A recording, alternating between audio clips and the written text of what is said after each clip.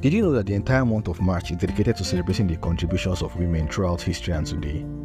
On that note, I'd like to give a special shout out to all the amazing women and ladies around the world, and a double shout out to the ones who support and listen to this podcast.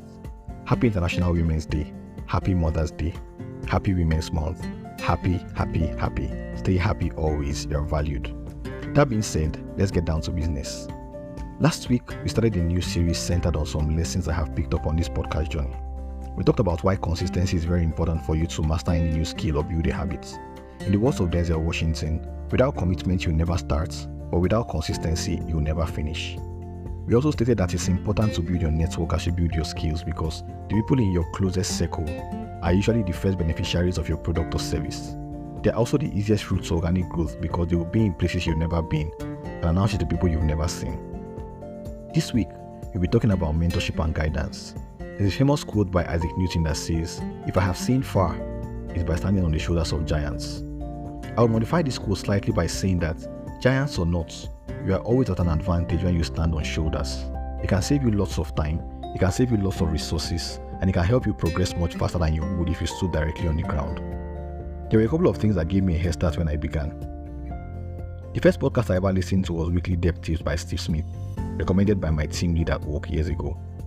This podcast taught me some valuable lessons, including part of the lesson I shared during our episode on the 30-hour day.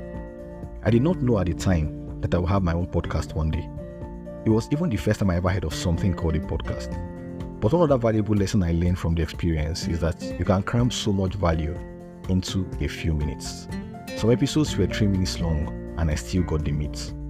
So when I started planning my own podcast, I knew that I had to find a way to dish out valuable information in the shortest possible time. So that's one of the things I had to account for from the beginning. When I was ready to start, I spoke to a close friend, Etiosa, who runs another podcast called The Perfume Connoisseur. You should check it out. Nosa gave me a lot of very valuable information, including information that I didn't know I needed at the time.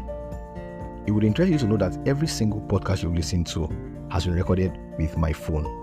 No special equipment, no crazy processing, just a simple 3-step process and a one-time setup courtesy of Nosa. He made the process a lot easier than I imagined it would be. I also had a long conversation with my cousin Chilima, who runs an award-winning podcast called But What Do I Know? And she shares some interesting insights about her journey.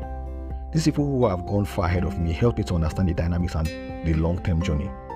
My point is that mentorship and guidance are essential for success on your journey. Sometimes a 5 to 10 minute conversation with a mentor can save you months or even years of unnecessary research and mistakes. It can abridge your journey and help you to circumvent hurdles. This has been true for the podcast journey, true for many of my life endeavors, and it's true for almost anything you can think of. We all agree that experience is the best teacher, but who says it has to be your experience? Now before we end, there's something important I must also state. The people who guided me were people I knew long before they even had a podcast. They were from my already existing network.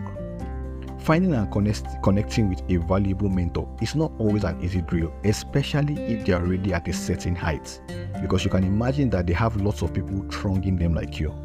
But it's a lot easier when you already have an established relationship with them. And so this underpins the message from last week that it's important to build your network and maintain quality relationships. The best time to make friends is before you need them. Ethel Barrymore. So in summary, here's what I need you to take from today's notes. Almost anything you want to do has been done before.